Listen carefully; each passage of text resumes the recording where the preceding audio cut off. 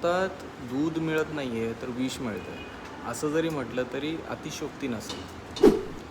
300 litre दुधापासून 1800 litre दूध गुजरातमध्ये बनवत होते एका ठिकाणी, ज्याच्यामध्ये डिटर्जंट पावडर, युरिया खत, कॉस्टिक सोडा, पाम तेल, सोयाबीन तेल, वे पावडर, दूध पावडर हे सगळं मिक्स करून 300 लिटर दुधाचा 1800 लिटर दूध बनवत होते. ही एका ठिकाणाची गोष्ट झाली.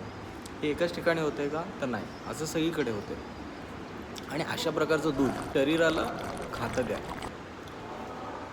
अशाच प्रकारचं दूध पिऊन आंध्र प्रदेशच्या राजमहेंद्रवरम या गावामध्ये 4 लोक मृत्युमुखी पावले आणि त्याच गावातले इतर अनेक जण क्रिटिकल कंडिशनमध्ये आहेत आणि काही लोकांना शारीरिक त्रास होतो. माझं स्पष्ट मत आहे की भारतीयांनी पिशवीतलं दूध पिण्यापेक्षा दूध पिऊच नये.